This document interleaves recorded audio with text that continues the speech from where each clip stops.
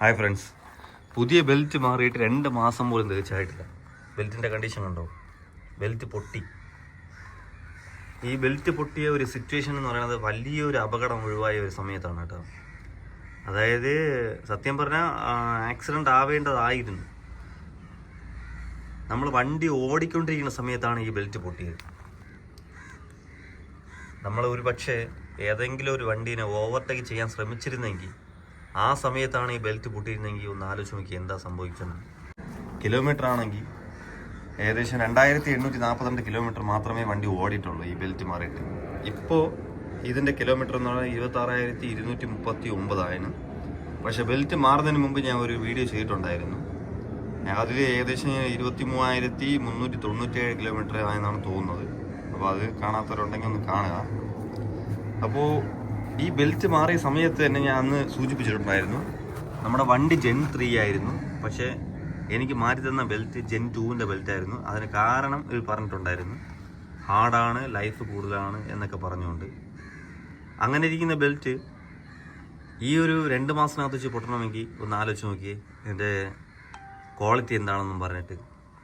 മാത്രമല്ല, ഫസ്റ്റ് നമുക്ക് വണ്ടിയുടെ കൂടെ ലഭിച്ച ബെൽറ്റ് എന്ന് പറയുന്നത് ഏകദേശം 23,000 കിലോമീറ്റർ ഓടിയ വണ്ടിയാണ്. അപ്പോൾ അങ്ങനെ ഇരിക്കുമ്പോൾ ഇവർ തന്നെ ഈ ബെൽറ്റ് എന്തുകൊണ്ട് അതിൻ്റെ ഒരു 10,000 കിലോമീറ്റർ എങ്കിലും ഓടണ്ടേ?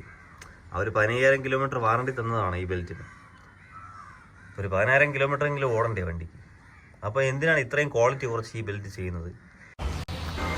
അങ്ങനെ നമ്മുടെ വണ്ടി ഷോറൂമിൽ കൊണ്ടുവന്നിട്ടുണ്ട്.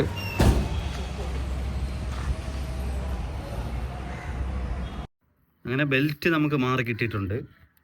ഇതിന് പേയ്മെൻ്റ് ഒന്നും ചെയ്യേണ്ടി വന്നില്ല, കാരണം ഇത് ഫ്രീ ആണ്. 10,000 കിലോമീറ്റർ വാറണ്ടി ഉള്ളതുകൊണ്ട് തന്നെ 10,000 കിലോമീറ്റർ തികയുന്നത് വരെ നമുക്ക് എത്ര തവണ വേണമെങ്കിലും ഇതുപോലെ ബെൽറ്റ് ഫ്രീ ആയിട്ട് മാറാൻ പറ്റുമെന്നാണ് ഷോറൂമുകാർ പറഞ്ഞിരിക്കുന്നത്.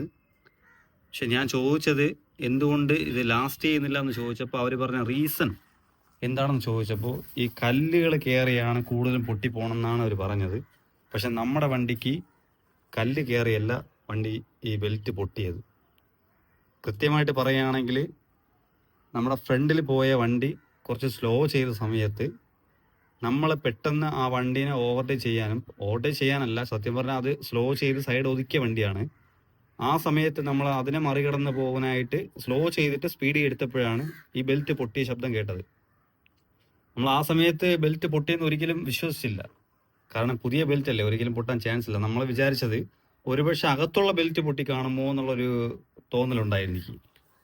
കാരണം ആ സമയത്ത് പൊട്ടിയതിന് ശേഷം ഈ മോട്ടർ നല്ല രീതിയിൽ കറങ്ങുന്നതായിട്ട് ശബ്ദം കേൾക്കുന്നുണ്ടായിരുന്നു.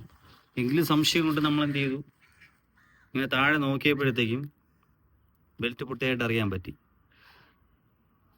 അതുപോലെ നമുക്ക് ക്വാളിറ്റി കൂടിയ ബെൽറ്റ്, ഇതിനേക്കാളും ക്വാളിറ്റി കൂടിയ ബെൽറ്റ് ഉണ്ടോ എന്ന് ചോദിച്ചപ്പോൾ അവർ പറഞ്ഞ മറുപടി എന്ന് പറയുമ്പോൾ ഇതിനേക്കാളും ക്വാളിറ്റി കൂടിയ ബെൽറ്റ് ഇനി ഇല്ല, ഇത് തന്നെയാണ് ഏറ്റവും കൂടുതൽ ഹാർഡ് ബെൽറ്റും അതുപോലെ ക്വാളിറ്റി കൂടിയതായിട്ട് വരുന്ന ബെൽറ്റും എന്ന് പറഞ്ഞത് ഈ ഒരു ബെൽറ്റ് തന്നെയാണ്. അതായത് Gen 2ൻ്റെ ബെൽറ്റ്.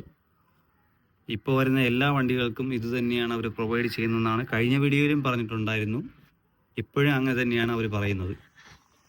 അപ്പോൾ എൻ്റെ ഒരു അനുഭവമാണ് ഞാനിപ്പോൾ പറഞ്ഞത്. നിങ്ങൾ ഓരോരുത്തരുടെയും അനുഭവം എന്താണെന്ന് നിങ്ങൾ കമൻറ്റ് ചെയ്യുക. താങ്ക്